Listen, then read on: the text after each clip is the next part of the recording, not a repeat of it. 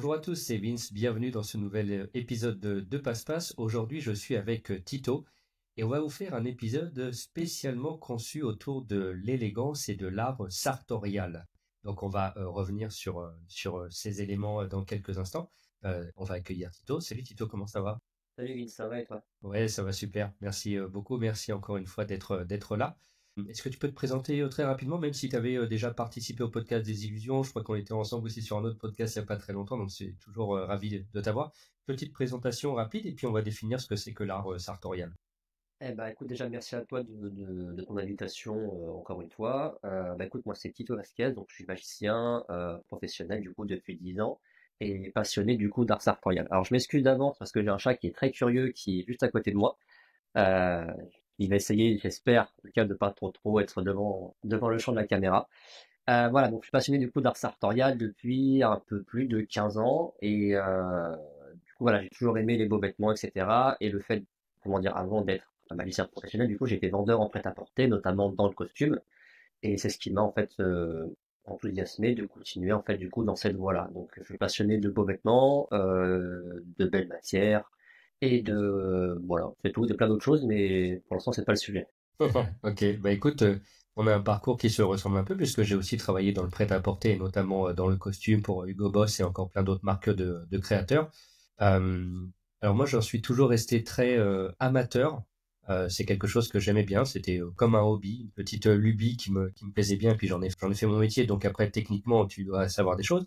Mais je n'ai pas été jusqu'au stade de la passion, tu vois. Même si c'est quelque chose auquel j'avais beaucoup d'affect. Mais je pense que très clairement, tu as beaucoup de choses à nous apprendre aujourd'hui et puis à nous suggérer. Donc, je suis ravi de t'avoir avec moi. Par quoi est-ce que tu voudrais que l'on commence? Alors, en tout premier lieu, moi j'aimerais parler de base des couples que les personnes ont sur eux et notamment des matières. Il s'avère que du coup, bah, comme tu sais très bien, je pense que d'autres personnes le savent, le polyester n'est pas forcément une bonne matière. C'est ce qui coûte pas cher, je suis d'accord, mais en fait, c'est pas thermorégulant quand tu vas le porter, que ce soit en été ou en hiver. Tu n'auras pas chaud ni froid. En fait, tu vas juste surtout transpirer à l'intérieur, ce qui n'est pas non plus très bon, surtout quand tu fais une prestation, parce que comme tu sais, voilà, en tant que magicien, on bouge beaucoup, parfois on a chaud, ça dépend des personnes.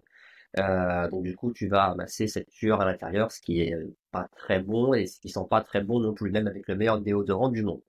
En gros, c'est pour ça, moi, je voulais parler de ça et j'ai fait pas mal de prestations avec d'autres confrères magiciens et il y a pas mal de choses à redire, notamment avec ce qu'ils portent, que ce soit au niveau de la matière, de la coupe et de l'ensemble de la tenue, en fait, il n'y a pas vraiment de cohérence. Et bah, du coup, qu'est-ce que c'est qu'un bon costume selon moi? Bah, c'est pour ça que j'ai établi plusieurs marques, 5, 6 environ, différentes marques du coup, donc dans l'ordre croissant, donc du moins cher au plus cher, selon les budgets des gens. À savoir qu'il faut retenir une seule chose, c'est quand on achète un costume, c'est d'abord la coupe. Forcément, ça va passer chez le tailleur ou la retouche si la boutique propose des retouches. Et en deuxième temps, du coup, c'est également la matière. Donc les matières naturelles sont les meilleures. La laine, le lin, le soie, enfin, la soie, pardon, le coton, enfin voilà. Toutes les matières naturelles. On va éviter un maximum le polyester. Pour ma part, et enfin, seulement pour moi, je sais pas pour les autres, mais si c'est au-dessus de 30% de polyester, ça n'a aucun intérêt. Je veux bien que les matières naturelles sont très chères, que le coût de production est très cher aussi, mais on essaye un peu d'avoir, on va dire, une belle matière pour pouvoir au moins respirer dedans, ou au moins avoir chaud en plein hiver. Se faire des prestations dans un bain d'honneur à l'extérieur, c'est pas facile de pratiquer quand on a froid avec un costume en polyester. Enfin, je passerai du coup au détail après de l'aspect visuel, de la veste, pantalon, etc. Mais avant, on va parler des marques. Ok. Euh, Attends, j'allais te poser une question juste pour bien comprendre. Donc, le polyester est une matière synthétique qui, alors, elle a quand même un intérêt dans le costume. Est-ce que ça rajoute pas une espèce d'élasticité, d'amplitude de mouvement? Quels sont les intérêts de mettre du polyester en général dans les costumes, à part réduire le coût? Bah, le coût, en fait, est de pouvoir proposer quelque chose d'un peu plus rigide. Pour le coup, parce que le polyester qui va donner cette élasticité, du coup, c'est l'élastane, en gros. Avec un pourcentage, on va dire, 2 à 5% d'élastane, ce qui permet du coup d'avoir un tissu un peu plus souple. Ce qui n'est pas forcément bon parce que faut se détacher de l'image qu'on voit sur les réseaux sociaux que les costumes sont parfois très serrés, voire trop serrés. Ce que je disais aux clients, il y a une différence entre comment dire, être proche de quelqu'un et être collé à quelqu'un. C'est différent. C'est comme une veste ou un vêtement. Un vêtement qui est collé, un vêtement qui est proche du corps, c'est deux choses différentes. En gros, du coup, bah, ça n'a pas vraiment d'intérêt, hormis quand tu dis le coût, et peut-être, oui, on va dire éventuellement, bah, d'avoir une certaine rigidité dans la veste. On peut très bien faire des costumes, des pantalons et autres en matière 100% naturelle, sans pour autant qu'il y ait de polyester, mais qu'on ressente un certain confort. Autre le fait que du coup le polyester n'est pas forcément une bonne matière, quand on la met bah, sous une chemise ou un truc comme ça, les gens ont parfois des réactions allergiques. J'ai connu des clients qui avaient des chemises d'une marque commençant par Z, qui avaient des démangeaisons et des traces rouges en fait au niveau du col, qui n'est pas forcément bien perçu. Donc voilà, autant privilégier les matières naturelles, mais c'est pour ça du coup j'ai établi cette liste en fait du coup donc costume, chemise, pantalon, gilet et autres. Comme ça voilà, il y en aura à peu près pour tous les budgets. Super. Je pense que j'ai répondu à la question. Ouais, très bien. Alors, pardon.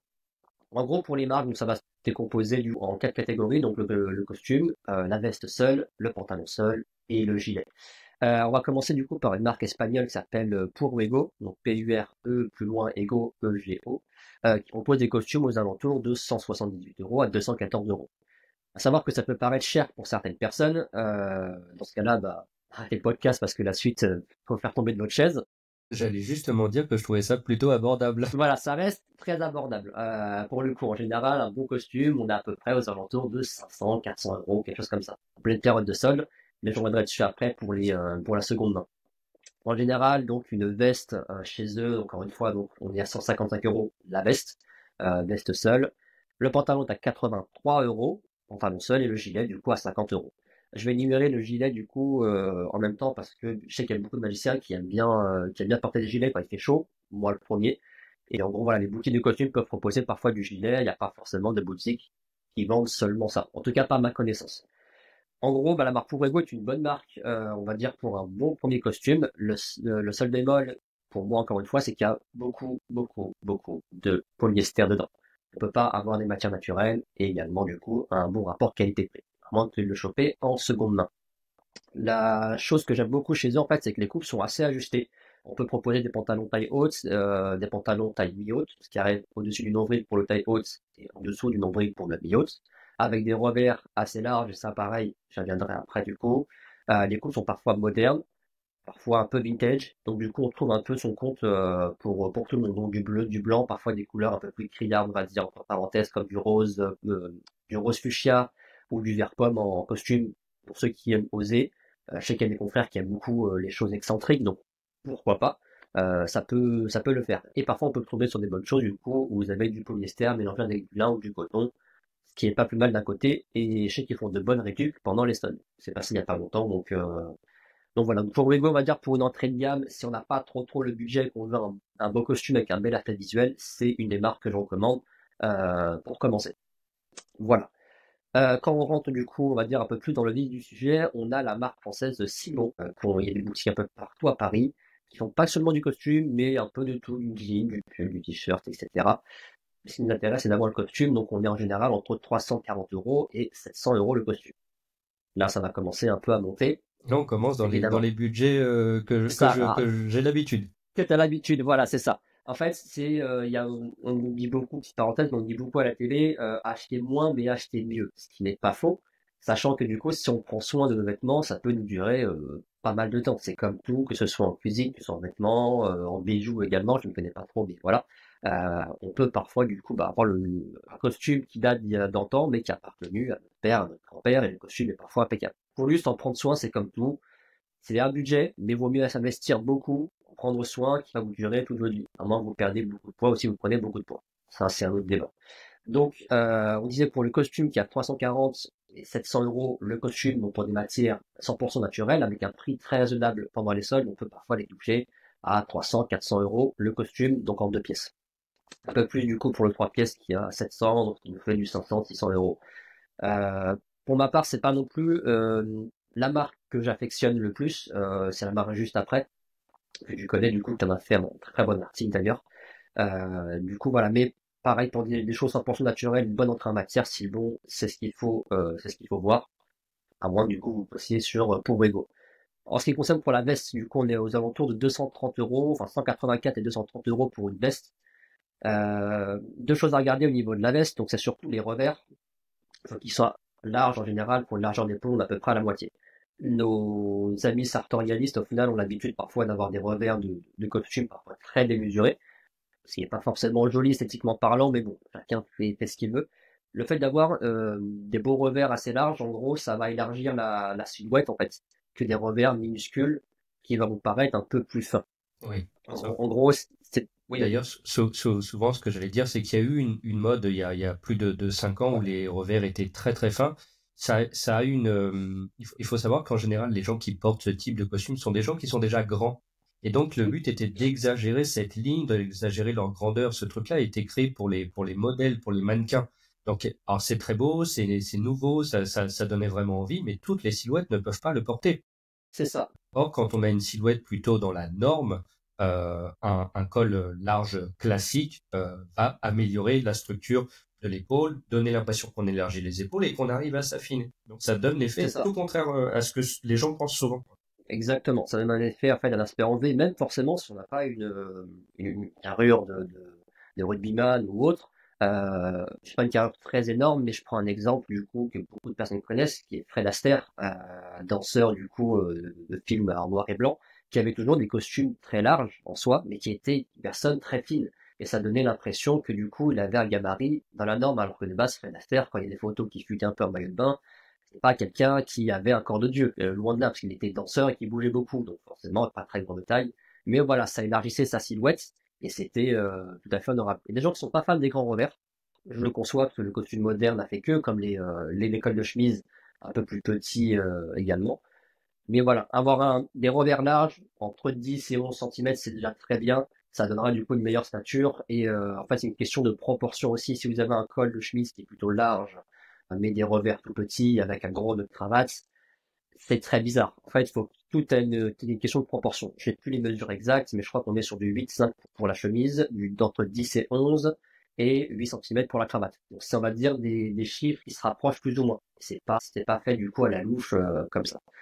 Voilà pour du coup la petite partie revers et chemise. Pour la veste de Silbon, du coup, donc entre 184 et 230 euros, très très bien. L'avantage du coup des costumes que je vous énumère, c'est que la majeure partie des vestes et des pantalons sont soit taille haute ou mi-haute, j'y reviendrai après, et les revers sont toujours très larges.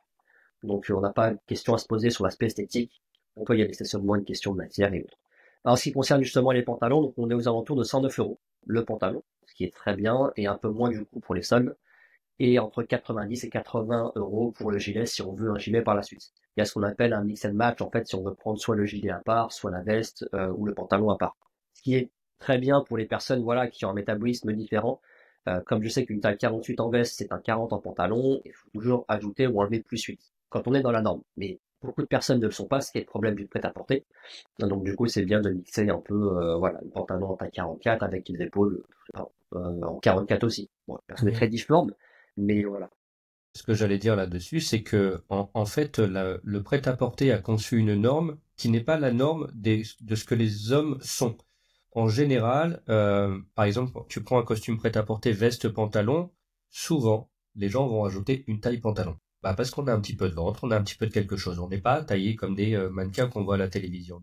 Pourquoi est-ce que cette norme a été choisie sur le prêt-à-porter et qu'elle perdure, je ne sais pas. C'est sûrement que finalement les ventes font que ça fonctionne comme ça, mais en moyenne, on a tous un petit quelque chose sur le ventre, donc on a une taille supplémentaire de ce qui nous est proposé. C'est ça. En fait, c'est que les mannequins utilisés sont différents par rapport aux marques, parce que les marques proposent. Si je prends un exemple de boutique qui vend du costume de Fursac, sont pour les personnes qui sont très fins et longilines. Par contre, si on va chez Armand-Thierry, c'est pas la même chose. C'est plus pour des personnes qui, on va dire, ont un gabarit très fort. Donc, on va pas retrouver ce côté très futé, très cintré. Ce qui est totalement différent. En fait, ça va dépendre du mannequin qu'ils utilisent. Et après, toute façon, il va falloir toujours essayer, essayer, essayer. Et c'est comme chez tout le monde, en fait, dès qu'on a un bon coiffeur, en fait, bah, on y va, on teste, c'est pas bon, on change de coiffeur. Et dès qu'on en a un bien, bah, on le garde et on espère qu'il y aura très longtemps, qu'il va pas partir. Voilà, en gros. Autre marque, du coup, de costume que j'ai sauté d'ailleurs, pardon. On a Gettridge. Alors, Gettridge, c'est marrant parce que quand j'étais à Venise, je connaissais pas cette marque de base. Quand je suis arrivé à Venise, j'ai trouvé ça. Et les vitrines et l'aspect visuel de Gettridge, c'est incroyable. En fait, ça fait penser à un esprit Ralph Lauren un peu boisé, sur un style un peu preppy. Pour ceux qui savent pas ce que c'est la référence à l'ancienne. C'est un peu comme s'habiller les acteurs de la série Gossip Girl. Chuck Bass, qui est devenu une référence à l'époque, c'est, on va dire, ce style-là, en fait, avec pas mal de blasons, de couleurs un peu vives, et des couleurs un peu plus sombres pour casser un peu le tout. Voilà, c'est ce que c'est un look prépi. Ralph Lauren ont beaucoup ressorti cette mode-là, parce que cette mode-là était devenue tendance avec ce qu'on appelle le old money, la mode du old money. Donc Getrich, du coup, qui est une marque italienne et qui propose d'excellents costumes avec de très bons drapiers. Je pense notamment au drapier Reda, qui n'est pas notre ami, mais qui est un drapier qui s'appelle Reda. Parfois, du coup, du VBC, donc Vitale, Barbery, Nico, qui propose donc des costumes à 314 et 647 euros. Un tout petit peu moins que ce que Silbon propose. À savoir que Getrich, il faut absolument connaître sa taille, c'est hyper important. On peut pas forcément se déplacer en Italie pour pouvoir essayer. Donc en amont, c'est bien de prendre ses mesures, mais en général, tous les sites vous proposent du coup au final une prise de mensuration selon ce que eux proposent. C'est pas compliqué, c'est tour de taille, de hauteur et tout ça. Excuse-moi. On est du coup pour la veste entre 129 et 199 euros, ce qui est totalement abordable et en plus du coup ils travaillent de bons drapiers pour un bon rapport qualité-prix et on a rarement, très rarement du coup une matière synthétique dedans. Et surtout pour l'été, ce que j'aime bien, c'est qu'ils font du lin et ils font également du fresco, qui est ce qu'on appelle une laine froide en fait. Pour ceux qui sont pas fans du lin, c'est bien parce que ça évite le côté froissé. Tout à fait. Beaucoup de personnes n'aiment pas. Ça me dérange pas personnellement, c'est ce qui donne son charme, mais voilà, donc il propose parfois aussi de la laine froide, ce qui est très très cool. En termes de pantalons, on est aux alentours de 69 euros, vraiment toute fin de seule, mais il faut tomber vraiment sur la bonne taille, et 129 euros le pantalon quand la nouvelle collection arrive. Ils sont pratiquement tout le temps en promo, ça c'est chouette, faut compter à peu près faut compter à peu près du coup une semaine ou deux pour que du coup le colis arrive, parce que j'en ai fait les frais, du coup franchement je suis très content. Et pour le gilet, pareil, on est aux alentours de 70 euros, qu'on peut également mixer et matcher, voilà, si quelqu'un veut un gilet. On arrive, selon moi, dans le fleuron du costume qui est très très très connu, que tu connais très bien, qui est Suit Supply. Pour la petite histoire, Suit Supply c'est génial parce que c'est quelqu'un qui a voulu faire des bons costumes avec de très bons tissus et des bonnes coupes. Mais comme le prix d'un loyer et des charges sont très chers, il a commencé sur les aires d'autoroute. Et ça, c'est marrant. Du coup, donc au final, les gens venaient sur les aires d'autoroute pour acheter une Suit Supply. Quand ça a pris d'ampleur, forcément, on achète des boutiques, etc. Moi, quelques-unes sur Paris et à Lyon, je crois, qui vont ouvrir, si je dis pas de bêtises. Oui, c'est ce qu'ils m'ont dit, oui, qu'ils avaient prévu d'ouvrir à Lyon. On verra si ça se fait, mais c'est la dernière info que j'ai eue. Ok. Donc voilà, alors Suit Supply, on peut trouver des costumes aux alentours de 400 euros et 800 euros. À savoir que on va dire le bon avantage du supply, c'est qu'on peut customiser ce qu'on veut. Si, pour la petite histoire, moi j'ai eu le mariage de mon meilleur ami qui s'est passé il y a 2 ans maintenant, et je voulais un croisé, sauf que je n'ai pas trouvé de croisé, et le vendeur m'a dit on pouvait en faire un croisé. On peut mixer ce qu'on veut, c'était un 2 boutons classique. Et en gros, j'en ai fait un croisé, donc j'ai changé également le pantalon en ajoutant des doubles pinces, une taille beaucoup plus haute. Pour les retouches également, du coup, j'ai fait un rabat du coup donc de 7 cm pour le pantalon, qu'il faut la cheville, que je voulais porter avec des mocassins. Je voulais des revers un peu plus larges que ce que je porte et une coupe un peu moins cintrée que ce que le costume me proposait. Et ça c'est cool. Et la chose qui est bien, c'est qu'en plus on peut rajouter un pantalon en plus, parce que c'est ce qui parle le plus vite en général. C'est l'erreur d'ailleurs que beaucoup de personnes font, c'est qu'on veut absolument une veste et pas de pantalon. Et quand on y repense, c'est mieux de voir un homme qui a un pantalon et qui est torse nu plutôt que l'inverse. Donc, faut toujours penser à ça. C'est ce que voilà, moi je disais aux clients de base. Elle est très belle cette image. Voilà, en fait, c'est que beaucoup de personnes disent ah bah non, il me faut une veste pourtant parce que j'ai déjà le pantalon. Oui, d'accord. Mais comme le pantalon, c'est la chose qui va s'user le plus vite. On s'assoit, on marche, on s'affrotte. On va l'user du coup au niveau des fesses. Ça peut s'accrocher également. J'en ai fait les traits encore en Italie. Et les poches aussi, les poches. Les poches aussi, voilà, les poches également. Pareil pour tous les magiciens, voilà, quand on va dire quand on doit charger, décharger ou autre, ou prendre un objet dans la poche, ça s'use énormément. D'avoir un deuxième pantalon, ce qui est pas plus mal. Même en général, d'avoir un deuxième pantalon, c'est pas plus mal. Une veste en soi, on la retire, on la met sur cintre et c'est réglé. Et après, c'est tout. Alors qu'un pantalon, on l'utilisera un peu plus souvent par la suite. J'ai jamais vu personne se balader sans pantalon dans la rue et d'avoir plus de veste. Bon, l'inverse aussi, mais bon. Ça me fait penser que j'ai des copains magiciens qui ont déjà explosé leurs pantalons en presta Je dirais pas qui, mais il se reconnaîtra. Ça lui aurait fait beaucoup de bien d'avoir un deuxième pantalon dans Ah son ben ouais, sac. ouais, totalement. Mais ouais, carrément. Oh, le pauvre. Ah ben je le plains. Je sais pas qui c'est, mais oh, le pauvre, mince. Le truc fendu en deux. Oh, dur. Ouais, voilà. Donc, imagine que tu te balades avec une fissure dans le pantalon, enfin, une fissure dans le pantalon et tu dois te balader. En fait, t'as pas fini ton tour de table et tu te C'est perds. ça. Enfin, t'as toujours ton truc. Enfin, bref. Mais voilà, avoir des pantalons, c'est, du coup, au final, très très bon à avoir. En plus, vous avez le même pantalon que vous avez customisé par la suite. Pour les vestes de chez Suit Supply, donc on est aux alentours de 280 et 549 euros. La veste, pareil, matière 100% naturelle, revers très large. Et après, si vous voulez customiser, c'est bon. Moi, je sais que du coup, mon costume m'a coûté 400 euros dès le départ. Celui que j'ai customisé m'a coûté 642 euros pour être précis. Ce qui est totalement bien. Et en plus, c'est un mélange laine-lin-soie. Les mélanges sont toujours une très bonne alternative quand il fait très chaud. Ça évite d'avoir un côté lin, comme on disait juste avant, qui se froisse beaucoup, ou un côté coton qui peut paraître un peu lourd, et un côté laine qui peut paraître un peu chaud, bien qu'il y ait des traitements différents pour la laine, mais également pour le coton. Pour les pantalons, donc on est aux alentours de 119 euros, 180 euros pour le pantalon. Donc au final, travaille de bons drapiers comme encore une fois Vitale Barberi Canonico, l'Europiana, Rita et j'en passe. La seule chose que je vous recommande et que beaucoup d'amis sartorialistes vous recommandent, c'est de ne pas faire les retouches chez Suit Supply. En fait, il y a tellement de costumes qui sont envoyés en atelier pour faire les retouches que parfois c'est possible, c'est l'erreur est humaine, c'est pas grave, mais que la personne en fait confonde les retouches avec un autre costume. C'est-à-dire que du coup, vous avez fait votre ourlet. En fait, vous n'avez pas demandé le revers, donc forcément, lui va vous mettre un revers. C'est pas ce que vous voulez, ou là, c'est peut-être un peu plus court, un peu plus long. C'est long, c'est pas grave. Si c'est un peu plus court, c'est un peu plus compliqué. Pareil pour le cintrage de veste, etc. En fait, ils peuvent se tromper, ça arrive, c'est pas si grave que ça, mais par contre, voilà, s'il y a trop de tissu enlevé, malheureusement, vous pouvez rien faire, et c'est dommage. Donc, autant acheter un bon costume chez Tout Supply. Dès que vous l'avez, si vous faites un made to mesure, dites que du coup, vous ne voulez pas les retouches, tout simplement, vous voulez juste la customisation, et après, vous allez chez votre couturier, si vous en avez un très bien, qui va vous faire les retouches en bonne et due forme. C'est vrai que ça débite beaucoup chez Tut Supply, donc voilà. Mais en tout cas, c'est pour moi le fleuron du premier costume à avoir quand on a un peu de budget, ce qui est très très cool. Un autre un peu moins connu, qui est une marque française, on peut pas faire plus français, qui s'appelle Anthony Garçon. Pareil, énormément de boutiques sur Paris.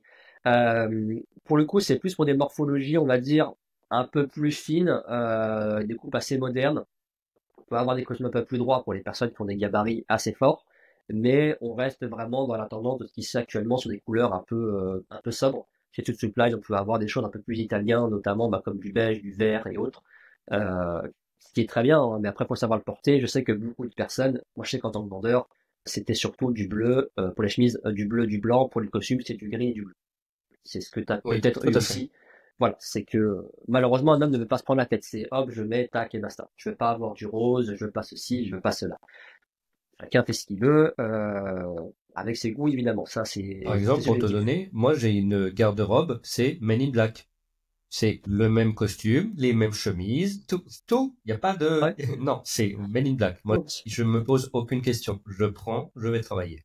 Mais d'un côté, tu vois, c'est pas plus mal parce que moi, qui est une garde-robe, on va dire, pas conséquente, mais en fait, j'ai beaucoup de couleurs. J'ai un costume beige, j'ai un costume vert, j'ai du bleu, du gris, du marron. Et en fait, j'ai pas mal de chemises également de toutes les couleurs. Et je me dis, putain, mais quoi je veux l'associer? C'est vrai qu'au début, c'est un peu galère et on a tellement de choses qu'au final, on a trop d'informations qu'on n'arrive plus à trouver. D'un côté, c'est pas plus mal, mais à vie personnelle, je trouve ça un peu triste. Du coup, je me dis, autant essayer parfois des petites choses comme un peu de rose, un peu de pomme, etc. C'est un autre débat.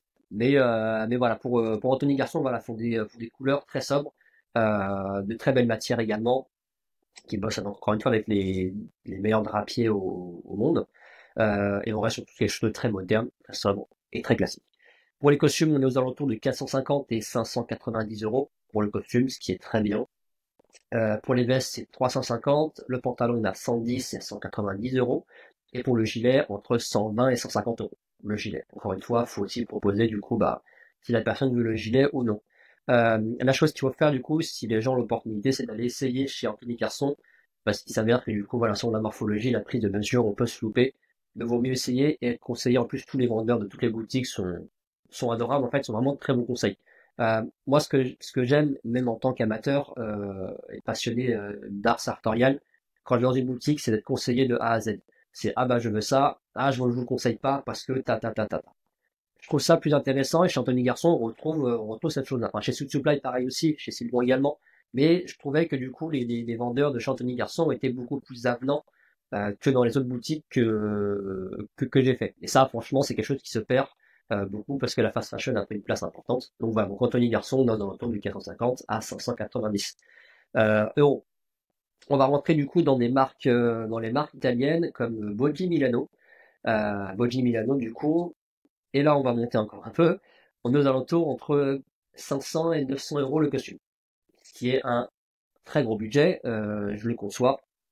Mais si vous voulez une coupe moderne, matière naturelle et 100% italien et pas avoir un style anglais, Boggi, c'est une très bonne référence, mais j'en ai une encore un peu au-dessus qu'on verra plus tard. Pour les vestes, aux alentours de 300 euros et 900 euros la veste, ce qui est aussi assez cher, mais après, voilà, c'est des vestes qui sont très structurées, très travaillées, et qui sont parfois du coup en semi ou en full auto-entoilé. Alors pour ceux qui ne savent pas, du coup, vous avez le thermocollé qui se fait dans toutes les boutiques. C'est l'intérieur de la veste en fait qui est collé, la doublure qui est collée à votre veste. Vous avez le semi-entoilé en fait du coup, c'est une partie entoilage sur les flancs et le haut du dos pour avoir cet aspect très rigide, pour que le costume se pose bien sur vous. Et vous avez le full entoilé, qui est le plus cher évidemment. Mais voilà, l'entoilage n'est pas collé à la veste, en fait, ce qui donne cette sensation de liberté qui s'adapte à vos mouvements, et la veste se fait comme une bonne paire de chaussures en cuir. Voilà, c'est pour ça que ça coûte aussi cher pour ces prix-là. Après, ce n'est pas le budget, les autres marques que j'ai énumérées sont très bien aussi. Pour les pantalons, chez Boji, on est aux alentours de 129 à 350 euros le pantalon, ce qui est très bien parce que c'est des pantalons mi-haute et taille haute. Petite parenthèse de pantalon. Tu disais juste avant, en fait, comme on a tous un peu d'embonpoint au niveau du bas, l'avantage c'est bien de porter des pantalons soit taille haute pour les personnes qui veulent oser, soit des pantalons semi-hautes. Ceux qui me disent que ça ne leur va pas, c'est faux. C'est faux pour la simple et bonne raison que si une personne n'est pas très grande de taille, que ce soit homme ou femme, enfin plutôt homme, en gros ça va allonger la silhouette, ça va étirer la carrure, en fait du coup donc ça va mettre l'accent sur les épaules et le bassin et ça va allonger ses jambes. Pareil, du coup, au final, si quelqu'un est grand de taille et qu'il porte un pantalon taille haute, ça va accentuer encore une fois la carrure, son côté de jambe, et ce qui est pas plus mal d'un côté. Le seul bémol, c'est que malheureusement, un pantalon taille haute a tendance à serrer au niveau de l'embonpoint quand on s'assoit, et pour ça, du coup, portez des bretelles. Parce que les bretelles, c'est cool, les bretelles, c'est chic, et en plus, quand vous tombez la veste, vous n'êtes pas seulement en chemise, et pour moi, ça fait très serveur le fait d'avoir juste une chemise, même si on n'a pas de gilet. Je trouve que les bretelles apportent, on va dire, un petit cachet un peu vintage en fait, assez sympa. Et ça apporte du coup un petit truc à la tenue que les gens n'ont pas forcément l'habitude de voir.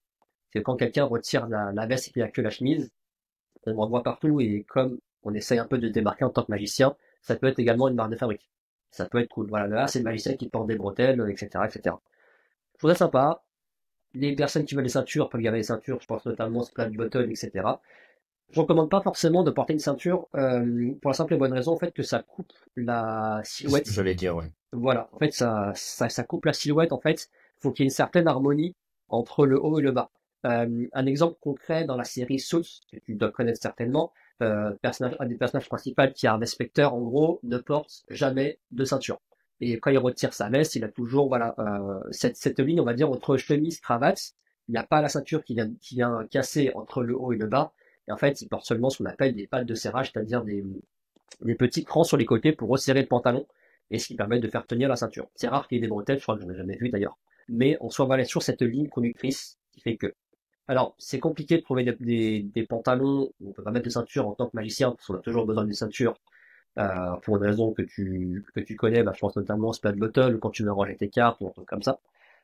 Mais si on peut le faire moins, c'est bien aussi. Au moins, une certaine esthétique et une certaine élégance dans les deux.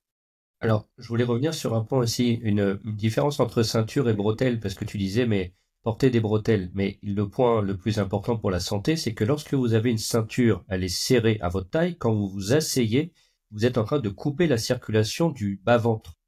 Et effectivement, si après vous avez des ballonnements, si voilà, si vous avez des problèmes gastriques, des choses comme ça peut être dû au fait que vous coupez la circulation du bas-ventre. C'est pour ça que tout bêtement est bien gras comme il se faut. Quand t'as bien mangé, les gens desserrent leur ceinture. Bah oui, parce que ça a besoin de respirer. Et là, c'est là où la bretelle est une solution. Vous n'avez pas cette circulation coupée sur le bas-ventre. Donc même en termes de santé, c'est une bonne suggestion. Ouais, c'est ouais, j'aurais pas dit mieux. De toute façon, donc, j'aurais pas dit mieux. Mais surtout les personnes qui serrent à mort également leur ceinture. très très serré pour que ça tienne absolument le pantalon. Petite parenthèse pour la ceinture, en fait, elle a juste été inventée parce que les pantalons à l'époque, il n'y avait pas de taille. Tu pouvais pas trouver un 38 comme un 42, etc. Donc en fait, tu étais obligé de trouver une solution. En fait, ça se tenait, enfin, seulement ça tenait le pantalon pour éviter que ça tombe. C'est tout. C'est juste ça. Et après, les pantalons sont venus, les pattes de serrage, etc. Donc maintenant qu'on a le choix, on peut porter des ceintures, mais c'est tellement ancré dans notre société que du coup, c'est difficile de s'en détacher. Je sais que moi, j'en ai des ceintures, mais c'est plus un aspect esthétique qu'autre chose. Oui, c'est souvent quand on a une ceinture, surtout en tant que magicien, on veut une belle ceinture de marque, voilà, pour avoir un petit peu d'autorité, C'est d'argument ça. social, etc., quoi. Mais Ouais, c'est ça. Je suis d'accord. Ensuite, du coup, on va passer sur une autre marque, ça s'appelle une marque très connue, mais qui, du coup, sur Internet, pour nous, simples français, qui s'appelle Grand Le Mar. Ce qui est étonnant, c'est que ça s'écrit comme ça se prononce. Grand comme personne qui est grand, le et le, Mar, M-A-R. Qui ont des coupes, on va dire, minimalistes et très épurées, qui font beaucoup de costumes croisés pour ceux qui sont amateurs de costumes croisés. Parce que j'en vois rarement d'ailleurs, que ce soit dans les prestats ou dans la vie quotidienne, c'est toujours un costume, de boutons, pantalon, basta. bah C'est justement, et tu as bien fait d'aborder le sujet, parce que justement, on va en parler. Le costume croisé, je trouve ça très élégant, mais c'est encore une affaire de goût. Pour la magie, quand tu dois aller empalmer, mettre des trucs en poche, etc., c'est un peu moins évident. Alors c'est moins évident, ça va dépendre où après tu veux placer ta carte empalmée. Oui, mais je veux dire, bah, là, tu as ton portefeuille, là, tu as un jeu de Oui, cartes en d'accord, poche ouais. intérieure, là, tu as un stylo, là-dedans, tu as du FI. Enfin voilà, quand tu Hmm. es setup comme Iron Man, le croisé t'ajoute des difficultés. Alors après le croisé, enfin il y a un côté très ce que j'appelle l'italien, c'est très sprezzatura en fait, c'est on va dire que c'est un peu désinvolture en fait, comme si la personne avait juste choisi ses vêtements en 5 minutes, s'était habillé et basta. Et quand il sort, on dit waouh, le mec est beau comme un dieu. Mais en fait, pas du tout. Derrière, il y a un énorme travail de ah bah tiens, je portais ça avec ça avec ça, ça fait bien, ça je vais pas mettre ça. Et en gros, ce qui se fait du coup au Petit Homo, pour le petit parenthèse, Petit Homo, c'est un peu la Fashion Week d'art sartorial, qui déroule chaque année à Florence 2 fois, donc soit en été et en hiver.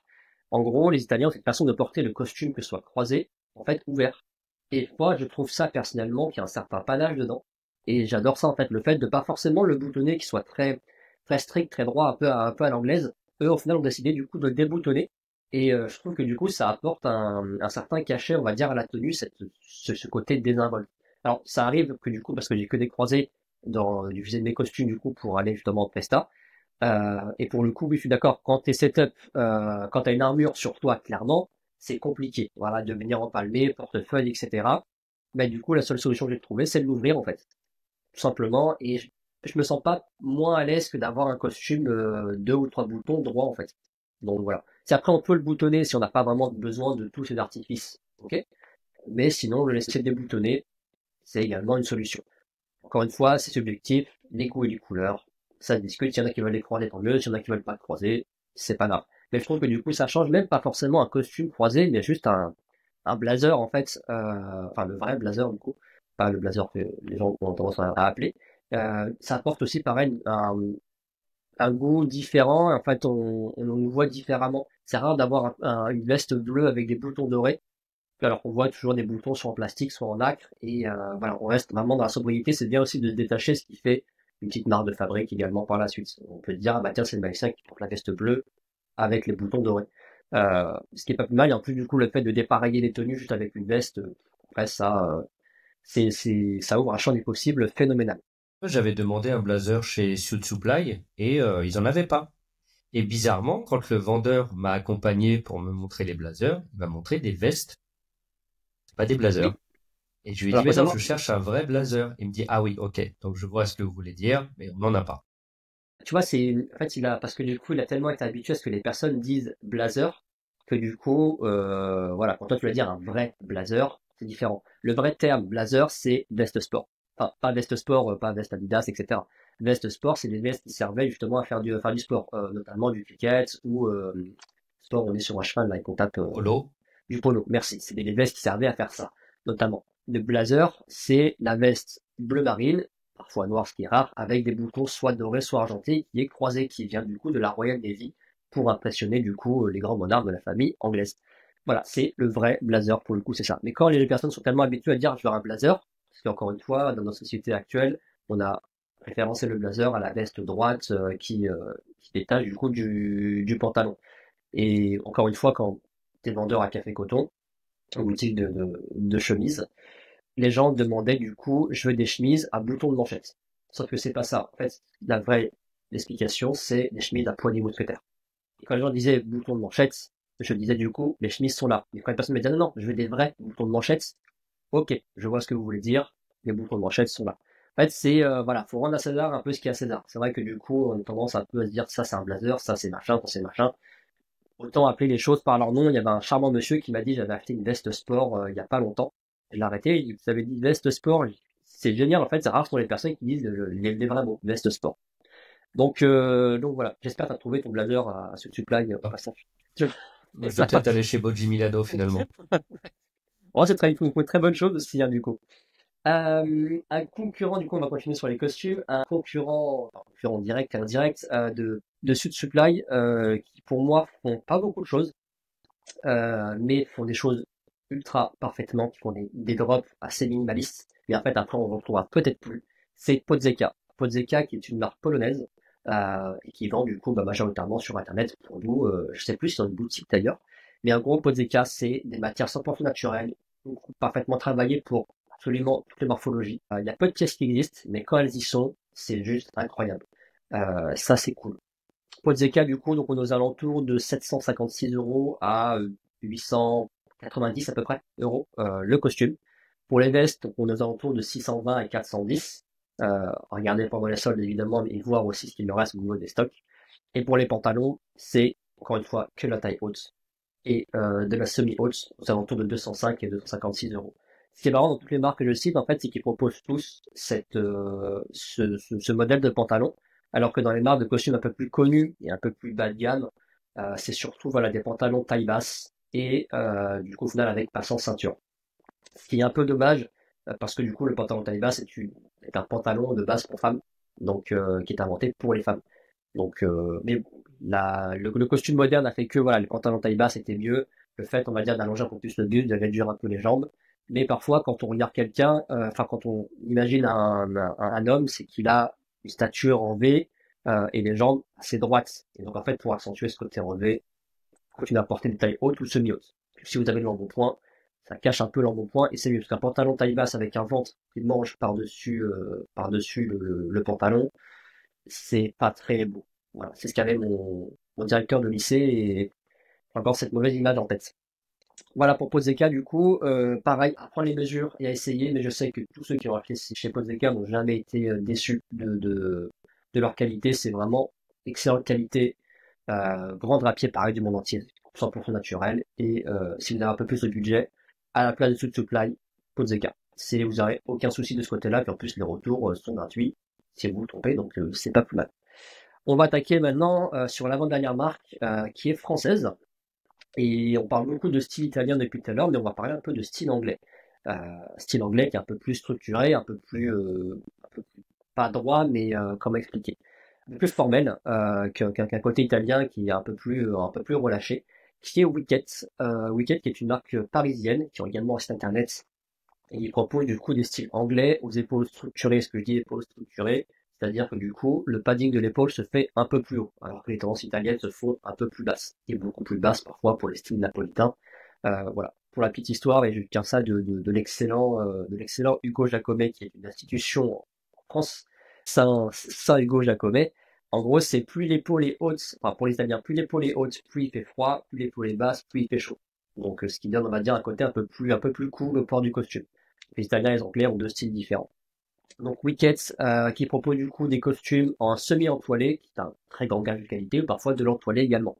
De très beaux smoking, pour ceux qui veulent porter le smoking pour une raison X ou Y. Voilà, qui est très bien, puis après ils ont pas mal de choses, notamment comme des chemises, des cravates. Enfin, on va y revenir après. Chez Wickets, les costumes sont aux alentours de 756 euros et 804 euros, de ce que j'ai noté. Oui, 804 euros, le costume. Ça va, ça reste relativement correct pour une marque française, du coup, d'excellente qualité. En plus, ça a un style un peu, c'est qu'il y avait cette mode Peaky Blinders où tout le monde avait acheté sa casquette, son gilet, etc. Si on veut retrouver cette vibe un peu Peaky Blinders, Downton Abbey, etc. Wicked, c'est la boutique de référence et Ça a ce flair anglais, on va dire, qui est très très bien. Pour les vestes, on est aux alentours de 500 euros et pour les pantalons, entre 120 et 250 euros. Puis ils font également des gilets à part. Ça, c'est très bien. Si on veut acheter seulement qu'un gilet, qui est aux alentours de 170 euros. Le petit plus avec Wickets, bah, on revient sur le sujet de la ceinture et des bretelles. En gros, c'est qu'ils font les deux. En fait, sur le pantalon, tu as les pattes de serrage juste en dessous et le passant ceinture juste au-dessus. Ce qui fait que si tu veux mettre une ceinture, tu peux. Si tu veux pas, tu gardes tes pattes de serrage. Et comme ton pantalon est relativement haut, ça coupe le tout. Et c'est très bien. C'est Donc malin. là, c'est malin et je crois que c'est les seuls qui le font. Et franchement, visuellement, c'est pas si moche que ça. J'en avais vu un porté par un client du coup. Et c'était très cool. Et c'est comme ça qu'on les reconnaît, les pantalons Wickets. Et c'était pas après ça, ça vient de chez Wicked, il vient, vous me connaissez? Je dis oui, c'est les seuls qui font ça. Et il m'a dit, ouais, voilà, il avait trouvé le concept intéressant, c'était très malin. Donc si on veut garder, du coup, voilà, son setup sur la ceinture, on peut, si on veut pas, on n'est pas obligé. Et enfin, encore une fois, du coup, une marque française, mais qui a une consonance italienne, qui s'appelle Pini Parma. Pini Parma, bah, qui fait que l'italien en soi, d'où le nom Pini Parma, qui sonne italien, mais qui est une marque française, qui est un ancien de chez Body Milano, qui a fondé sa marque, donc du coup, Monsieur Pini. Et pour les costumes, là, par contre, on va excéder dans les 600 euros minimum à 1000 euros. Voilà. J'attends que tout le monde digère l'information. C'est 1000 euros le costume, du coup. À savoir que les costumes en grande mesure de chez Chiffonelli sont aux alentours entre 3000 et 6000 euros, le costume.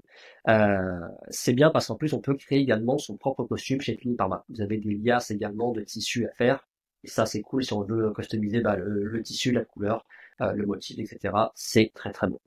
Ensuite, pour les vestes, on est aux alentours de 400 à 700 euros la veste. Fabrication italienne, matière italienne et vendue en France. Donc forcément, le coût est un peu plus cher.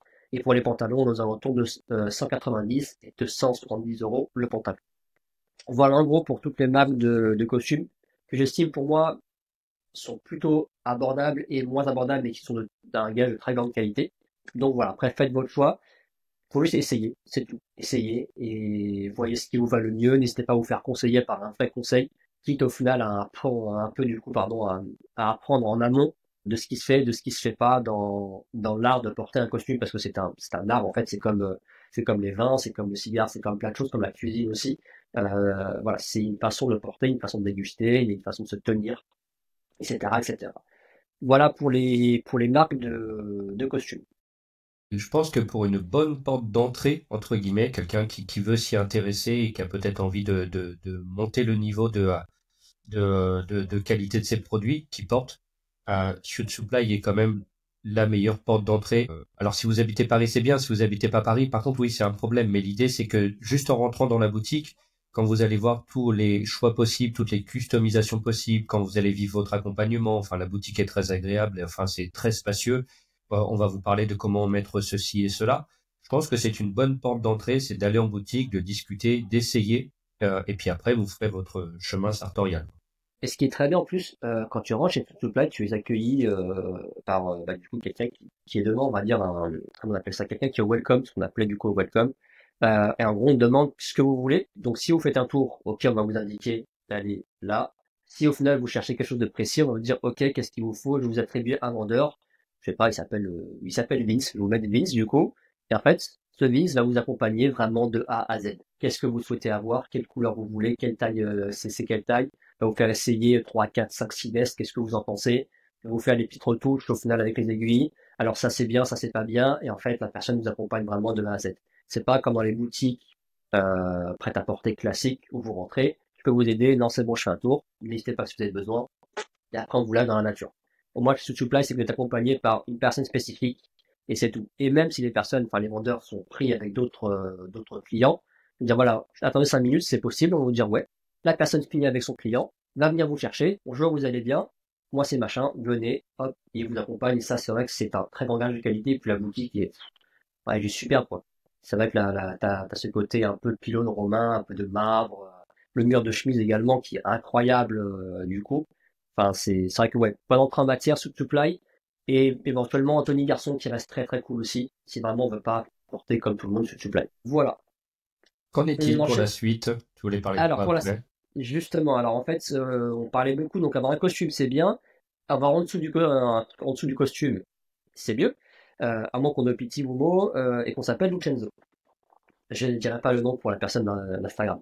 Alors, du coup, au final, bon, pour les chemises, une seule règle à porter pour le chemise, c'est d'être frileux. Ça sera du coup comment dire, de la flanelle de coton, ou en général, on reste sur du coton. On va pas se prendre la tête à partir sur des trucs, des chemises en laine, des chemises en machin. C'est un peu trop épais. Portez juste du coton. Après, il y a différents tissages de coton. Vous avez du coup le twill. Vous pouvez l'avoir en seersucker. Vous pouvez l'avoir également en micro-point, en Oxford. Enfin, voilà. Pas mal de choses. Après, ça, c'est des goûts et des couleurs. Juste coton piqué du coup. Donc, le Oxford est très bien. Le twill est très bien pour le repassage également. La matière est très douce. Le fer, il glisse tout seul. Pour l'été, la popeline que je conseille ou le lin, éventuellement et qui est très bien, ou le seersucker qui est un dérivé du coton. Seul bémol pour la popeline, malheureusement, c'est un calvaire à repasser. Donc, attention aux faux plis, faites très très attention aux faux plis, mais voilà, pour un côté très léger, en soi, popeline pour l'été et le reste après pour l'hiver. Pour les marques de chemise, on en parlait juste avant, du coup, donc Café Coton, une marque française, pas mal de boutiques sur Paris également. L'avantage du Café Coton, il y a deux coupes. Coupe droite, coupe C. C'est tout. Dès que vous avez la taille et votre coupe, vous les prenez sur internet, ça va tout seul, les chemises vont toutes tomber pareil. Aux alentours de 100 à 140 euros du coup, la chemise chez Café Coton. Mais, ce qui est cool là-bas, c'est que ils ont toujours des promos, que ce soit les 3 chemises à 109, les 3 chemises à 99, les chemises les 4 à 99, etc. Ça fait à peu près 30 euros la chemise, ou 20 et quelques euros la chemise si vous en prenez 4. Et au moins, vous avez les 4, du bleu, du blanc, de la rayure, et une couleur, on va dire, un peu plus cool, on va dire, comme du rose ou du parme. Ça vous fait déjà 4 chemises sur une chemise du coup en coton égyptien 100%, qui est très cool. Si vous voulez meilleure qualité, du coup, ça sera les premiums, mais pour le coup, les premiums, c'est pas partie des offres des chemises. Euh, mais au final, on est bien sur des boutons en acre, sur un coton de meilleure qualité, donc sur du 120 grammes en termes de toucher. Et au final, du coup, on a bien sûr les hirondelles de renfort pour que la chemise soit toujours impeccable. Grosso modo, comme disait mon ancien responsable, c'est la même voiture, mais plus d'options. C'est tout pour le premium et la gamme classique, les cafés coton. On va monter d'un cran, du coup, il y a les concurrents qui sont Figaret, donc de la marque d'Alain Figaret, qui aux alentours de 140 euros la chemise. Le seul petit truc que propose, c'est que du coup, on peut ajouter une petite broderie en supplément, ce qui est pas plus mal, ce qui est cool pour un petit design sympa ou une prédiction par exemple. Il y a toujours un truc à faire avec la magie de toute façon, mais on est à peu près pareil. Ils n'ont pas forcément les mêmes promos, mais Alain Figaret reste aussi une bonne institution pour bien démarrer sur une bonne chemise de très bonne qualité. On en revient à ce qu'on disait tout à l'heure, du coup, chez Suit Supply, le fameux mur de chemises chez Suit Supply, qui sont beaucoup de chemises à col italien comme je porte actuellement. Donc des cols assez larges. Il y en a qui sont pas fans, qui des cols un peu plus resserrés comme les cols français. Je vais venir après. Nos alentours entre 80 et 200 euros la chemise. Donc que ce soit formel ou décontracté, on reste sur un style italien au niveau de la chemise. Pas bien au niveau des costumes d'ailleurs, mais qui est aussi une très bonne entrée en matière également. Autant tout faire là-bas. Je suis partisan de tout faire d'un coup quand les vêtements sont de bonne qualité. On a un costume, on reprend la chemise, autant prendre les deux quoi. Donc voilà. Et pour moi, ce que j'estime être un des meilleurs chemiseurs du coup, qui est The Nine Paris, boutique sur Paris également, elle est en train de se démocratiser pour faire du pantalon, du polo, du pull également. Et à nos alentours entre 100 et 140 euros du coup la chemise. C'est un excellent rapport qualité-prix pour la simple et bonne raison que de ce que j'ai vu actuellement, ce sont les seuls chemiseurs qui font des cols différents, que ce soit anglais, français, Picolard, Col Club et compagnie. Si on veut cette vibe, encore une fois, très Peaky Blinders, c'est très anglais des années 20 et 30, aller chez The Nine et c'est vraiment l'institution de la chemise qui est vraiment très très cool. Et enfin, ah oui, ils font également du coup des pochettes et pochettes de costumes, cravates, et voilà, il y a plusieurs types de cols différents, ce que j'ai déjà dit en amont. L'avantage d'avoir une bonne pochette de costume aussi, mais je vais y revenir après, c'est qu'on peut en faire un gimmick. Voilà, celle-là est un gimmick du coup. Donc la bague dedans, tout ça, tu connais. Et enfin, du coup, voilà, pour une chemise vraiment, vraiment parfaite, on va chez Howard. Howard, aux alentours entre 195 euros la chemise, mais la chemise, elle est juste nickel. Et en plus, du coup, pour reprendre vos retouches, donc la chemise va vous aller vraiment parfaitement. Le seul bémol en prêt-à-porter, c'est que du coup, ça ne va pas évidemment tomber parfaitement, comme on disait juste avant. Les mannequins utilisés sont totalement différents, donc selon les métabolismes, etc. Mais là, chez Howard, en fait, vous avez la possibilité, voilà, de reprendre votre chemise et qu'au final, elle vous aille vraiment parfaitement. Qu'il n'y ait pas de plis sur le dos, sur les bras, etc. Mais c'est un coût, encore une fois, 195 euros Personnellement, pour ce qu'on en fait, je trouve ça un peu excessif. Et en plus, du coup, ça détériore au fur et à mesure du lavage. Donc, pour les chemises, ensuite, on va passer aux pantalons. Alors, les pantalons, pareil, c'est les pantalons en général, j'ai pas mis beaucoup de marques, pour la simple et bonne raison que les boutiques de costumes que je vous ai dit juste avant en proposent énormément. Donc, si vous voulez pas vraiment aller chez des pantalons, par des personnes spécialisées dans le pantalon, parfait dessus, qui fait très très bien l'affaire. Je pense notamment du coup à la marque Bonfiston, Bonfiston qui est deux jeunes entrepreneurs français qui font quelques drops, pas assez souvent, mais en fait qui reprennent des tissus de chez LVMH. Voilà, et en gros en fait qui reprennent ces tissus-là, qui les rachètent et qui en font des pantalons du coup qui est fabriqué au Maroc par des artisans marocains et qui sont suivis par trois tailleurs, donc des vrais tailleurs de diplômés. Et en gros, tu sais que le pantalon sera impeccable. Et ça, c'est cool. Aux alentours de Bonfiston, on a 89 euros pantalon, que ce soit taille haute, mi-haute, pantalon Gourka, double pince simple, etc. C'est un très très bon rapport qualité-prix, c'est excellent. Le seul bémol, malheureusement, c'est que Bonfiston ne font pas souvent des pantalons, donc quand il y en a, faut se dépêcher, et en plus, du coup, les annonces sont seulement sur Internet. Donc, soit être abonné à Insta, soit du coup, au final, bah, avoir la notification par mail. Pour moi, du coup, qui est le de mes marques de pantalons préférées, qui est Aspen Clothing, qui est géré, donc, boutique sur Paris, également à Dakar, qui est géré par Hassan Pen, qui est de base des culottiers, qui est tailleur, donc il a appris chez un des plus grands tailleurs au monde, qui est Chiffonelli, un autre tailleur français. Et en gros, c'est quelqu'un qui va proposer beaucoup de pantalons, mais qui va proposer également des costumes en petite mesure. C'est-à-dire que c'est des costumes qui vont après dans les usines, mais qui sont faits par des tailleurs qui sont tailleurs de base. Et comme c'est très difficile d'être un tailleur 100%, à moins de s'appeler Lorenzo Piffonelli, c'est très compliqué. Pour les pantalons taille haute, on est aux alentours entre 150 et 180 euros le pantalon. Après, c'est que des matières 100% naturelles, choisies justement par Hassan. Donc que ce soit de la laine, donc de la laine 100% qui tient très très chaud, laine mérinos, parfois de l'alpaga, parfois du coton, parfois du lin, parfois des mélanges du coup. Et il y a trois types de coupes. Alors c'est pas des coupes qui vont plaire à tout le monde, pour la simple et bonne raison que ce n'est pas des coupes modernes. Les coupes assez vintage ont des coupes qui sont notamment droits. Donc il y a la Paris qui a la plus fitée on va dire, la Milan et la troisième dont j'ai oublié le nom, la Dakar je crois, qui est vraiment le pantalon très très droit par excellence. C'est des coupes assez vintage, on peut les faire reprendre hein, les pantalons, je vais y venir après, c'est pas un problème pour le usage, etc. Mais moi j'aime bien porter des choses, en fait quand le costume est structuré sur, on va dire, que ça passe vraiment à un triangle à l'envers, peu importe. Mais je suis pas fan des pantalons trop slim, trop serrés, parce qu'en fait on se sent très vite étriqué, surtout quand on s'assoit. Ça tire au niveau de la cuisse, ça tire au niveau des mollets, donc faut au moins avoir une certaine aisance. Mais le costume moderne a fait que, voilà. Puis en plus, c'est un peu méchant ce que je vais te dire, mais quand on a des chaussures de ville, pour ceux qui travaillent en chaussures de ville, et un pantalon slim, ça fait très vite un effet Diddle. Tu te rappelles de Diddle, du coup la petite souris. En gros, ça fait des grosses chaussures avec des petites jambes, mais un gros tronc. En fait, c'est complètement difforme par la suite. Enfin, c'est même, bon, on n'est pas un effet Diddle, mais un effet T-Rex, en fait, si tu veux. T'as des gros pieds pour des petites jambes et un gros tronc. Ce qui est pas forcément esthétique. Donc, autant porter un pantalon pas forcément slim, mais plutôt droit. J'ai pas dit large, j'ai dit droit, c'est différent. Le costume de Trump, on oublie tout de suite, c'est le pantalon droit, c'est différent. C'est vraiment quand la structure tombe bien, ça soit ni trop serré, ni trop ample. On est très bien dedans. Voilà, donc chez Aspen, du coup, pas beaucoup de choix non plus, mais on sait quand il n'y a pas beaucoup de choix, la qualité est derrière. Et enfin, du coup, donc chez Scavini, donc Julien Scavini, qui est tailleur. Et là, pour le coup, on peut y aller. Juste le prix qui freine un peu, aux alentours de 150 à 250 euros le pantalon. Il y a tout type de coupe, que ce soit style, droite, semi-droite, les pantalons taille haute, semi-haute ou basse, pas sans ceinture ou non, les gourkas. Voilà, il y a énormément de choses chez Scavini. Si vous avez l'occasion et l'argent de faire un costume également chez Scavini, on est très bien accueilli. C'est un homme adorable qui connaît très bien son métier, qui est très drôle d'ailleurs, qui a un petit humour un peu anglais, du coup très sympathique.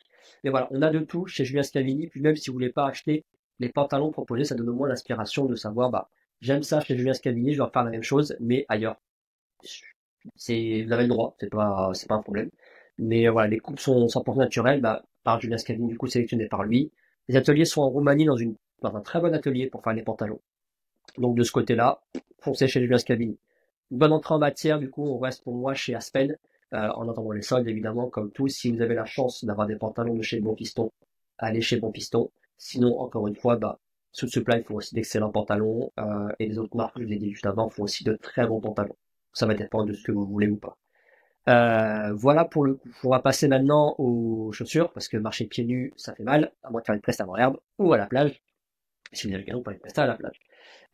Pour les marques, on est sur du coup la marque Rudiz, alors que je ne connaissais pas. Ça a été, c'était notre ami Tom Lens qui nous l'a dit sur le groupe, qui est la marque Rudiz. Donc on est aux alentours de 109 euros pour le prix d'une bonne chaussure, ce qui est assez honorable, je trouve, pour une chaussure. Juste en dessous, on a la marque Bexley que le moins de personnes connaissent. Aux alentours, pareil, 109, 100, 140 euros du coup. L'avantage du coup, c'est que ces boutiques de chaussures font aussi des chaussettes. Ce qui est bien aussi du coup de ne pas porter des chaussettes beaucoup trop basses, parce que si vous allez vous asseoir, au final, bah, votre pantalon va remonter, on va voir vos petits mollets poilus, et pas très beau. Donc avoir des bonnes chaussettes aussi qui vont bien, en fil d'Écosse, en lin, peu importe. C'est toujours très bon à avoir. En plus, comme on est dans une boutique, bah, autant faire les deux quand la matière est noble, et quand la fabrication n'est pas non plus à l'autre bout de la planète pour quelques poignées d'euros. Ensuite, on a Mannequin, je sais pas comment ça se prononce. Mannequin, on va dire Mannequin. 125 euros à 150 euros la paire de chaussures, qui est aussi abordable avec de très bonnes finitions. Vous avez aussi Finsbury, que pareil tout le monde connaît également, marque française fabriquée au Portugal. C'est important de noter parce que les Portugais sont très très bons dans la chaussure, notamment au niveau des finitions et du cuir. Et on est aux alentours entre 180 et 280 euros la paire. Les chaussettes sont à 9 euros du coup. C'est Bexel, je sais plus, je crois qu'on est à peu près dans la même tranche de prix. Et là, on va rentrer, selon moi, dans le fleuron de la chaussure qui est Incorio, qui, au final, du coup, sont à 290 euros la paire. En général, que ce soit des Chelsea, que ce soit des chaussures en Oxford, que ce soit des Derby. Ce qui est bien, c'est qu'au final, du coup, vous avez deux cousus à retenir. Du coup, le Blake et le Norvégien. Et, non, pardon, trois. Bon, j'ai oublié un autre. Ça va me revenir après. Au final, les finitions de couture d'une chaussure sont importantes parce qu'en fait, si elles sont collées, ce n'est pas forcément très bon parce que plus vous allez les porter, plus vous allez les user, donc forcément, bah, la semelle finira par se décoller. Il faut faire encore une fois le chez le cordonnier, ce qui est pas très très bon non plus. Et pour les chaussettes du coup chez Incurio, nous alentours de 11 euros. Et enfin, pour moi, le saint graal de la chaussure entrée de gamme avant de rentrer chez Church ou encore chez, j'ai oublié le nom, Weston. mais si, ouais, voilà, les Weston. Voilà, ouais, chez Weston, c'est septième largeur. Pas beaucoup de paires non plus, mais l'avantage qu'ils ont, en fait, c'est qu'ils ont eu un concours du meilleur patineur de chaussures. Pas patineur artistique, la patine de la chaussure, en fait. Parce qu'il y a des concours de ça, comme des concours de magie. Et en gros, du coup, ils ont gagné le concours de patin, de chaussures, en fait, où la chaussure est impeccable. Vous avez des reliefs de Bordeaux qui se dirigent vers le rouge clair, et c'est parfois de marron qui va tirer voilà, vers le Bordeaux, mais pas plus vers le marron, et compagnie. Pareil, septième largeur qui peut proposer des mocassins, que ce soit des mocassins des Chelsea et autres. L'avantage qu'ils ont comme Incurio, c'est de faire enfin, ça dépend des goûts de chacun, mais des semelles commando. Je sais pas si tu veux voir ce que c'est. Semelles commando, en gros, bah, c'est des semelles comme vous trouvez chez les bottines de l'armée, en fait. Et ça, on va dire, c'est un twist différent que d'avoir une semelle totalement lisse avec talonnettes. Je trouve que du coup, ça apporte un certain cachet, et puis au niveau confort, on se sent mieux. Encore une fois, les goûts et les couleurs. Pour le prix, donc je vous disais, ou je sais plus si je l'ai dit, 325 euros du coup, la paire, ce qui est très cher pour une personne, qui l'est moins quand une paire de pompes vous l'entretenez, vous la cirez, vous la brossez, qui peut vous durer toute votre vie. Et pour les chaussettes, on est aux alentours de 17 euros. Sachant que pour les chaussures, tout comme le coût du pantalon tout à l'heure, il est fortement recommandé d'avoir deux paires de chaussures pour ne pas tout le temps abîmer l'une sur l'autre. Alors bon, C'est ça. en tant que prestar, certains peuvent travailler tous les jours, d'autres peut-être un peu moins. Mais oui, il est recommandé de mettre les embauchoirs à l'intérieur, d'en prendre C'est ce que soin, j'allais dire. de remettre un petit peu de cire dessus, etc. Et puis de changer de chaussures régulièrement. Ouais, en fait, si on porte une paire de chaussures un lundi, qu'on a une pression de lundi, on porte la paire, on rentre, un petit coup de brosse, un petit coup d'embauchoir, en fait, ça va déjà garder la forme de la chaussure, de un, et de deux, en fait, du coup, ça va enlever toute l'humidité que vous avez accumulée. Alors, il peut y avoir des très beaux embauchoirs vernis, etc. On oublie tout de suite. Prenez des embauchoirs bruts, vendus par les chausseurs en général. Les Dexter en font des très bien, parfois avec une promo de deux paires d'embauchoirs, qui font largement le boulot, euh, qui sont très très bien. Petit coup de brosse, petit coup d'embauchoir, ça nous évite d'avoir un pli, que la chaussure soit totalement déformée, et qu'en fait, ça a un effet un peu les visiteurs. Voilà, la pointe de la chaussure remonte. Voilà. Puis en plus, je trouve ça cool d'entretenir la chaussure. Je sais pas, les produits sentent bon quand c'est des bons produits. que ce soit le lait, que ce soit le cirage ou la pommade réparatrice, puis le fait de brosser, d'avoir le côté brillant de la chaussure, leur donner une seconde vie, je sais pas, je trouve que c'est ça, pareil, c'est un certain cachet pour le coup. Je pense qu'on a fait le tour des marques. Je sais pas si t'as un truc à ajouter ou pas. Pas là-dessus, à part que sur Bexley et Kingsbury, il y a souvent des promotions aussi. Avec Oui, c'est vrai. deux paires achetées, vous avez un tarif préférentiel. C'est des bonnes, ça arrive souvent. Donc pour moi, c'est des bonnes boutiques. Ce sont pour moi les deux portes d'entrée.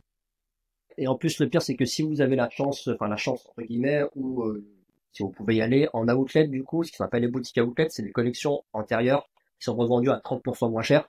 C'est un bon avantage du coup au final parce que bah, si vous attendez et les soldes, bah, vous avez 30% plus un tarif supplémentaire sur le prix outlet, donc vous aurez encore moins cher. Voilà les bons plans. Ouais, on a fait le tour. T'as autre chose à rajouter pour ça ou pas du tout? Non, pour ça, c'est bon. On a quoi après? Après, du coup, bon, c'est des questions, on va dire, de style, entre guillemets, pareil, subjectif. C'est ce que moi, en tant que passionné et d'autres confrères préconisent. On n'a pas la science infuse. On part du principe que, du coup, du moment que les personnes se font plaisir, c'est le principal. Si ça vous plaît, physiquement, allez-y. S'il y en a qui veulent pas porter de costume, il n'y a pas de problème. Je sais qu'en général, 90% des magiciens qui font une presta sont toujours en costume. Il y a des personnages ou des personnes qui ont beaucoup bossé le personnage, qui ont leur propre tenue à avoir, ce qui est très bien aussi d'ailleurs. Mais pour les personnes, on va dire, qui s'arrêtent vraiment au costume, comme toi, comme moi, comme beaucoup de personnes, c'est important de les connaître. En gros, comme je vous disais juste avant, un bon costume, c'est évidemment une bonne retouche. Donc, il part par le cintrage de la veste, le bas de manche. Pour le bas de manche, du coup, la chemise doit dépasser environ d'1 centimètre. C'est pas très précis non plus. Il y en a qui le veulent un peu plus court, un peu moins court, mais en fait, quand on baisse les bras, voilà, faut qu'au moins la chemise dépasse à peu ça. Il y a un côté esthétique aussi, je trouve, et ça évite que la chemise vous mange, la veste vous mange au niveau du pouce. Pour savoir, même si vous avez les mains un peu longues ou les bras un peu longs, vous avez l'os du poignet pour la chemise qui doit s'arrêter ici. Et en fait, bah, 1 centimètre en dessous de votre os, c'est la veste qui doit tomber là. Voilà, pour les points de repère. Vous n'avez pas 1 centimètre près, c'est pas grave si c'est pas 1 centimètre, vous inquiétez pas, c'est pas non plus un code, c'est pas une secte non plus, on est tous très gentils. Ensuite, donc pour le pantalon, pareil, si le pantalon est trop grand, un plissage est nécessaire. Il faut pas qu'il soit non plus trop près du corps, il faut qu'il y ait certaine aisance. Le fait d'avoir un pantalon trop serré, on pourra plus trop respirer au niveau des chouquettes, c'est pas très esthétique d'avoir une combi de plongée en place d'un pantalon.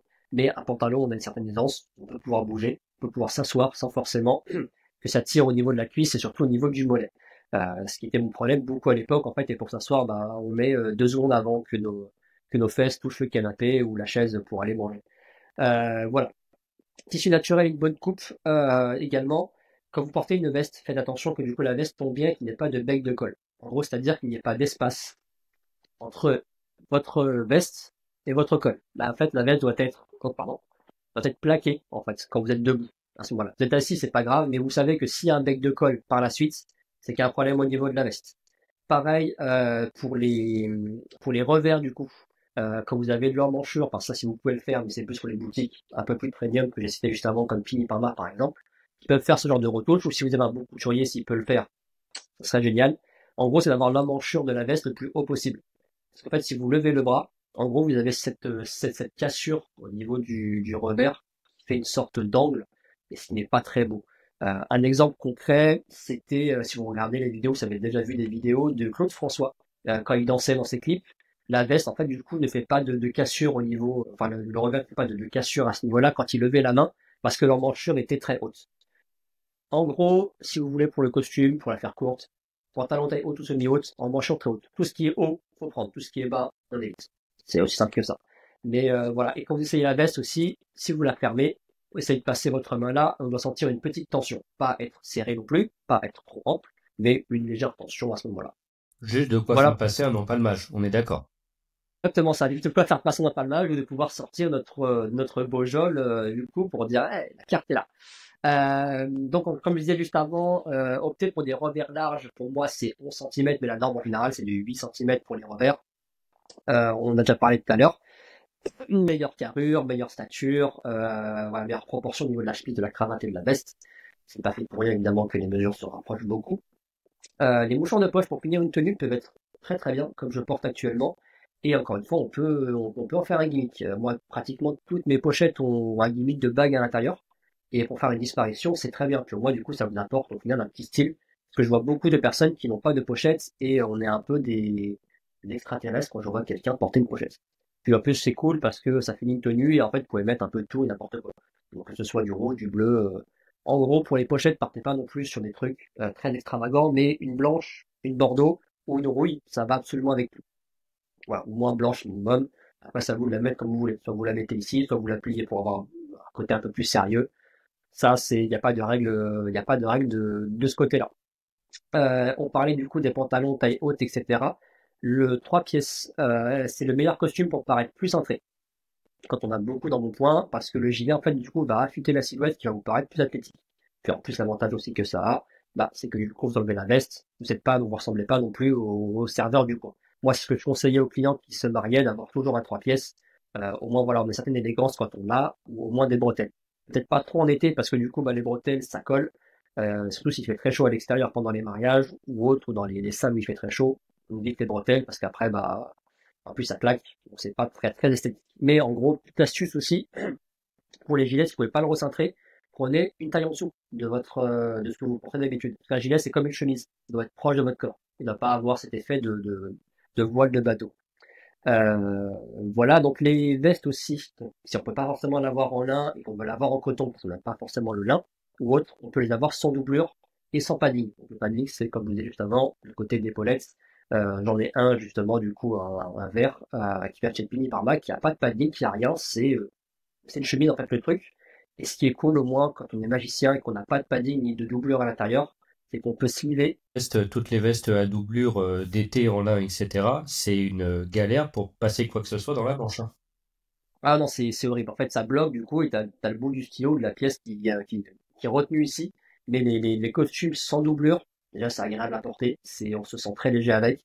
Et pour sliver, je crois que limite le Sharpie il arrive au niveau de l'aisselle, hein, donc il y a juste à se servir après. On va passer la manche. Alors un petit problème du coup aussi au niveau des chemises, il faut qu'elles soient assez longues. Parce que du coup avoir une chemise sans du pantalon, je crois qu'on lève la main, c'est toujours très chiant de toujours se rhabiller. Ça, après, c'est soit un problème de chemise qui n'est pas assez longue. Encore une fois, les costumes modernes ont fait que quand il y avait les chemises très courtes portées au-dessus de la poche, je trouve pas très très esthétique au possible. Chacun fait comme il veut. Si c'est à côté décontracté, ça me gêne pas personnellement parce que les chemises décontractées sont portées, comme on l'a dit, décontractées donc à l'extérieur. Mais une chemise formelle doit toujours être rentrée dans le pantalon. Voilà. Donc la chemise soit assez longue et qu'après du coup si ça pallie pas ce problème-là, essaye des pantalons mi-hautes, donc juste en dessous du nombril, des pantalons taille haute juste au-dessus. Puis, pour les personnes qui n'ont pas essayé, si les personnes ne me croient pas, essayez au moins le pantalon taille haute une fois dans votre vie. Vous allez voir déjà votre carrure va s'élargir, vous dites, ah ouais, quand même, c'est mieux, et vos jambes vont s'allonger, et pour moi, le pantalon taille haute, c'est un banger, clairement. Il y a quand même un petit temps d'adaptation sur le pantalon Oui, taille haute, parce que autant quand tu vas l'essayer en boutique, tu vas le mettre, là tout de suite tu peux te rendre compte que ça t'affine, ça t'allonge, que c'est un bonus d'avoir un pantalon taille haute, mais la sensation du porter est pas évidente, il y a un petit temps d'adaptation, donc voyez si vous pouvez vous asseoir en boutique, que vous compreniez la sensation que ça va vous faire sur le bas-ventre, mais quoi qu'il en soit, vous allez vous habituer, vous allez très bien vivre avec, et c'est du plus, c'est du mieux, mais vous serez surpris par la sensation. c'est vrai qu'au début, on a du mal à porter ce genre de coupe, parce qu'en fait, on se sent étriqué au niveau de l'estomac. Mais après, c'est comme tout, à l'époque, les personnes ne voulaient pas porter de jeans slim. En fait, quand les femmes ont dit, bah non, c'est la mode, porte du jean slim, maintenant, je vois que les gens porter du jean slim. Notamment, du coup, des personnes qui ont un très gros embonpoint, qui sont grands, mais porter un jean slim avec, du coup, un ventre assez imposant, Aucun ça fait sens. très, aucun sens, et pour l'image, en fait, ça fait très vite bulldog français sur ses deux pattes arrière. Tu as déjà un bulldog français sur les deux pattes arrière, c'est pareil, en fait, t'as ce côté ventre et t'as ce côté petite jambe C'est toute horrible, fine. horrible. C'est une esthétique au possible, en fait. Si on doit dessiner quelqu'un, si je demande à un enfant de dessiner papa ou papy, il va faire un grand rond, puis deux petits traits, et il y a que ça dans Peppa Pig, quoi. Donc, désolé pour les personnes qui ont beaucoup dans mon point, mais voilà, essayez de porter des pantalons droits, taille haute, comme vous dit Vince, de s'asseoir, du coup, c'est une question d'adaptation, et il y a beaucoup de personnes qui veulent être maintenues par le vêtement, d'autres non, mais chaque vêtement va avec sa morphologie, c'est pas grave, vous êtes beau comme vous êtes, paye amour. Du coup, on parlait des chaussures avant. Je disais en fait privilégier soit le Blake, le Goodyear, c'est le mot que je cherchais, ou le cousu norvégien, pour un côté un peu plus résistant. Fini sur la main, c'est possible du coup, c'est en machine, c'est pas très grave, mais au moins un des trois, Si vous choisissez vos chaussures, posez la question, quelles sont les coutures du coup de la semelle, que ce soit Blake, Goodyear ou Norvège. Si c'est aucun des trois, dites au revoir, merci, et vous partez à une autre boutique du coup. Autant mettre le prix. Si vous les entretenez, c'est comme tout, ça vous durera toute votre vie, surtout c'est du cuir en soi, donc ça entretient indéfiniment. Vous pouvez même les léguer à vos enfants et vos petits-enfants. Quand je travaillais chez Raskin, il y avait des vestes d'un monsieur, excuse-moi, qui avait un bombardier de l'époque, en fait, et je croyais qu'il était neuf. Il me dit non, ça fait 40 ans que je l'ai. Et en fait, du coup, il a dit chaque année, je passe un coup d'imperméabilisant, un coup de lait, un coup de cirage, et la veste était comme neuf. Un peu de, comment dire, un peu d'usure à l'intérieur au niveau du côté molletonné. Mais on était surpris d'avoir cette qualité de veste en disant ça fait 40 ans que je l'ai, 40 ans qu'il n'a pas bougé physiquement, et la veste était impeccable. Encore une fois, quand vous entretenez vos vêtements, vos cuirs et autres, ça peut vous durer toute votre vie, et au moins, vous n'avez pas à réinvestir encore et encore et encore. Je crois qu'on a fait le tour. Voilà. Et autre le fait de bien s'habiller, il faut aussi sentir bon.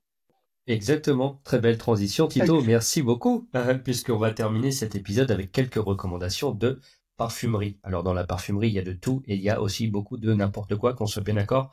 Là, je vais vous parler seulement de 3 très belles marques qui font des produits de très haute qualité et si possible qui intègrent un maximum d'éléments naturels dans leur composition. Alors, alors je ne sais pas si vous êtes amateur de parfum, si vous portez du parfum, si vous n'en portez pas, l'idée c'est de vous donner des suggestions ici et c'est ce qui va vraiment compléter votre tenue. Et sachez que il m'est arrivé sur un des parfums que je porte sur des soirées exceptionnelles et dont je vais vous parler dans quelques instants, que dans la soirée, j'en sois à 5 personnes qui viennent me voir et qui me disent quel est votre parfum, je n'ai jamais senti quelque chose de pareil. Donc, encore une fois, c'est comme les montres, le parfum c'est comme les montres, c'est que ça va ouvrir des discussions. Ça va susciter de l'intérêt, vous allez avoir des échanges, et croyez bien que de temps en temps, vous tombez sur des gens qui connaissent soit très bien les montres, ou soit très bien la parfumerie, et vous avez créé du lien aussi avec les gens qui vous entourent. Voici les 3 recommandations, je vais voir si j'arrive à partager mon écran. C'était il y a très longtemps, je sais plus si tu te souviens, mon frère m'avait ramené une montre du Maroc lors de son voyage, une imitation du coup du Maroc. Et en gros, du coup, tu m'as demandé c'était quelle marque. Je dis, je sais pas, c'est mon frère qui vient du Maroc. Tu m'as demandé si tu pouvais l'avoir, tu l'ai donné. Tu m'as dit, ouais, c'est une fausse, ça se voit. Et tu m'avais conseillé de ne plus acheter de montre comme ça. Parce qu'en fait, si je tomberais sur quelqu'un qui s'y connaît en montre, au final, ça allait être une discussion horrible. Et depuis ton conseil, je ne l'ai plus jamais fait. Eh ben, c'est Voilà. une très bonne chose et tu sais que moi j'ai une montre de marque que je n'utilise que sur les prestations. Et quand les gens me disent c'est une vraie, je leur dis bah non, c'est une fausse, j'étais sur AliExpress. Et en fait, ça fait l'effet contraire, tu vois. Ils disent mais attends, mais le mec aurait jamais dit que c'est une fausse si c'était une fausse, quoi, tu vois ce que je veux dire? Oui, parce qu'en général, on dit, bah non, c'est une vraie. Oui, c'est vrai qu'on a tendance à dire l'inverse. Ah, c'est pas bête. C'est bon argument. J'aime bien. Exactement. Alors pour la première recommandation je vais vous proposer 3 maisons de parfumerie. Qu'on soit bien d'accord, il y en a vraiment, vraiment beaucoup. Je vais vous en proposer 3 qui sont des maisons de cœur. La première, c'est la maison Francis Kurkdjian, qui est un parfumeur français qui avait travaillé pour Jean-Paul Gaultier. Donc, il a fondé sa maison qui s'appelle Maison Francis Kurkdjian. Aujourd'hui, je vous montre ce parfum-là qui s'appelle Grand Soir. C'est celui dont je racontais l'anecdote juste avant. C'est un parfum d'exception. Alors, je vous donne quand même une recommandation. Dans les parfums que je vais vous recommander aujourd'hui, n'achetez jamais des parfums à l'aveugle. Jamais, jamais, jamais. C'est une question de goût. Un truc qui peut être un coup de cœur pour moi ne va pas être pour vous ou pour quelqu'un d'autre. Je vous conseille toujours d'aller dans les magasins et de les porter, essayez-les. Vous inquiétez pas, ils ont l'habitude, c'est normal. La parfumerie, comment est-ce que ça se vend? Le client vient, il essaye un produit 24 heures et il voit l'évolution du parfum sur sa peau. Et les choses peuvent tourner très différemment en fonction d'une personne à une autre. Un parfum peut ressortir avec un goût qui vous plaît sur quelqu'un et pas sur vous. C'est pas grave, c'est comme ça. Donc vous allez dans les boutiques, vous testez un parfum, vous le gardez avec vous pendant 24 heures parce qu'il y a des évolutions dans les notes du parfum. Et après ces 24 heures, vous saurez si vous aimez le parfum. Je vous donne une anecdote. Il y a un parfum chez la maison Francis Kurkdjian que j'aime énormément en ouverture, au moment où on le vaporise. Mais au bout de 4 heures, je le déteste. Je peux pas l'acheter. C'est pour vous donner un exemple. Portez-les, allez dans les magasins, portez-les. En tout cas, Grand Soir, c'est un banger absolu. Je vous conseille fortement de le tester.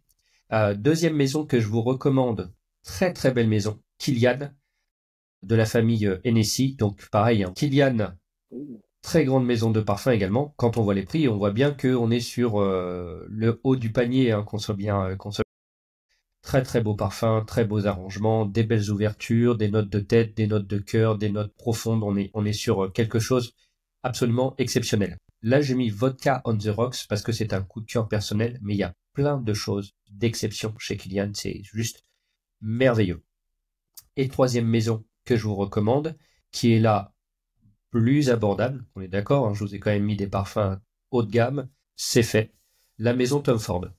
La maison Tom Ford est plus abordable, encore une fois, des très très beaux parfums, et ils ont une gamme très importante. Donc on peut aller sur du boisé qui fait très masculin, très dur, très caractère, comme le oud. Moi je suis absolument fan du oud, c'est une odeur que j'adore.